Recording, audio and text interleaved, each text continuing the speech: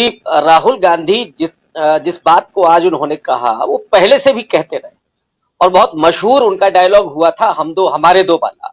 और सीधा वो ब्लेम करते रहे हैं कि नरेंद्र मोदी और अमित शाह गुजरात के ही अंबानी और अडानी को जिस तरह से फायदा पहुंचा रहे हैं उससे देश के लोगों का नुकसान हो रहा है और लगातार इस देश में असमानता की खाई बढ़ती जा रही है। अपनी भारत जोड़ो यात्रा में भी उन्होंने लगातार प्रहार किया। अब दिल्ली में आप देखिए कि क्या क्या अडानी ने खरीद लिया इस देश का, चाहे एयरपोर्ट हो, चाहे रेलवे स्टेशन हो, चाहे सड़कें हो, पेट्रोकेमिकल्स हो, जितने भी सेक्टर हैं, आज अडानी जी हर जगह उपस्थित हैं।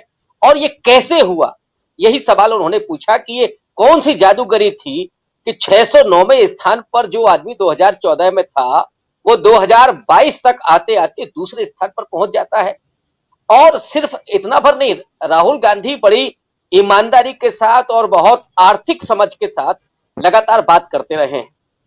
राहुल गांधी सिर्फ ऐसा नहीं था कि उन्होंने पूंजीपतियों पर उस तरह से हमला किया हो, लेकिन वो इस बात को कह रहे थे कि अगर ये केंद्रीकृत हो जाता है तो इसका नुकसान देश को होगा, देश के किसानों को होगा, मजदूरों को होगा, नौजवानों को होगा। और इसीलिए सिर्फ अंबानी अडानी नहीं, और भी जो हमारे पूंजीपति हैं और उन पूंजीपतियों के साथ साथ जो लघु सेक्टर है, मध्यम सेक्टर है, इसका भी विकास होना चाहिए, क्योंकि यहीं से रोजगार हमको मिलता है। और आज का जो नौजवान है जो बेरोजगार सड़क पर बदहवास घूम रहा है, उसके लिए तभी रोजगार मिल सकता है जब पूरा जो सेक्टर है, कारपोरेट सेक्टर है, उसमें समावेशी विकास हो। लेकिन जो मोदी जी हैं उन्होंने सिर्फ दो लोगों की सेवा की और इसीलिए ये असमानता व्याप्त हुई।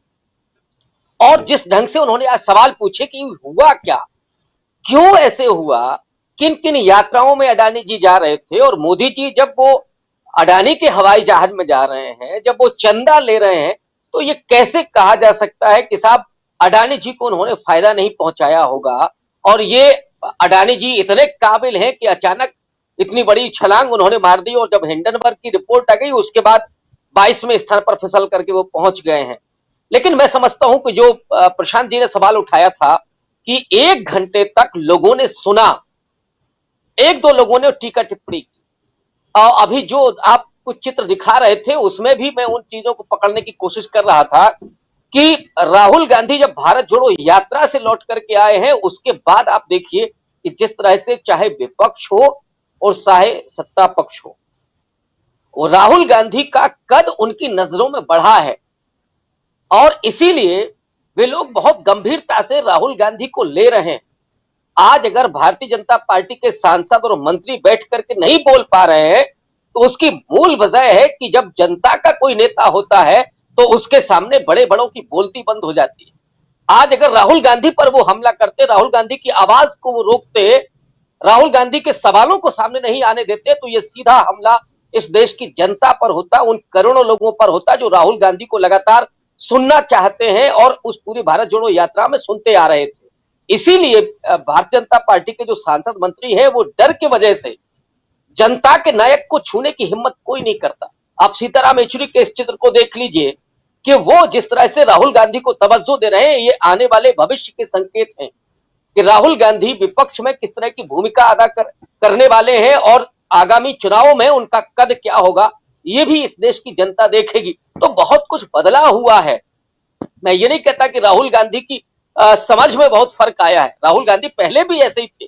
जो भी प्रोफेसर साहब ने कहा कि उनकी समझदारी उतनी ही थी, लेकिन लोगों ने जिस तरह से मजाक उड़ाना उनका शुरू किया था, वो लोग भी जो राहुल गांधी से बैर मानते थे, राहुल गांधी की शक्ल नहीं देखना पसंद करते थे, वे लोग भी, मैं पहले भी इस बात को कह चुका हूं कि एक अपराध बोध के साथ अब राहुल गांधी के बारे में कोई भी टिप्पणी करने से बचते हैं और कई बार तो वो प्रशंसा करते हुए भी देखते हैं। और इसलिए जब जनता के सवाल एक जननायक पूछता है, एक जनता का नेता पूछता है, तब बड़े बड़े लोगों की बोलती बंद होती है। और इसीलिए राहुल गांधी 1 घंटे नॉन स्टॉप बोले और सदन में किसी की हिम्मत नहीं हुई। जो थोड़ी बहुत टीका टिप्पणी हुई उसमें भी कितना सम्मान था। पहले जिस तरह से मजाक उड़ाया जाता था, राहुल गांधी तब भी वही थे, आज भी वही हैं। लेकिन वो जो उन्होंने पहन रखा है उस पूरी यात्रा में भी आज भी उन्होंने पहन रखा है, मैं पहले भी कह चुका हूं कि ये 56 इंच की छाती वाले को ये टी शर्ट का जो चैलेंज है वो पूरे सदन में भी स्वीकार नहीं हुआ है और इसीलिए वो नहीं बोल पाए। अब कल देखना होगा कि मोदी जी कैसे बोलते हैं और राहुल गांधी के इन सवालों का जवाब वो कैसे देते हैं। ये देश की जनता जानना चाहती है कि अडानी के साथ आपके रिश्ते क्या हैं। और अजीत डोभाल साहब का भी नाम आया है, तो उनके साथ क्या रिश्ते हैं और जो पूरी अग्निवीर की योजना थी उसमें अजीत डोभाल का क्या रोल रहा है, ये भी मोदी जी को जवाब देना होगा। लेकिन हम लोग भरोसा कैसे करें, पिछले 8-9 साल में उन्होंने कोई तो सवाल लिया नहीं। जिस तरह से मीडिया कर्मियों को उन्होंने किनारे लगाया और वही सब भक्ति में डूबे हुए हैं, लेकिन कभी उनको इज्जत नहीं दी मोदी जी ने कि उनके सवालों का ही जवाब दे देते। तो सदन की इज्जत उन्होंने कितनी की है और ये हम लोग जानते हैं कि मोदी जी ने जिसके आगे सिर झुकाया, समझ लीजिए उसी का बेड़ा गर्क करेंगे। जब सदन के आगे उन्होंने शीश झुकाया था तो ये समझ में आ गया था कि सदन के साथ वो क्या करने वाले हैं। तो सदन के मूल्य, सदन की परंपराएं, उस सब को वे न कभी मानते हैं न मानेंगे। राहुल गांधी के इन सवालों का जवाब तो देने की उनमें हिम्मत है ही नहीं। कल दिख जाएगा कि टी शर्ट बनाम 56 इंच होता क्या। जी, प्रेम कुमार।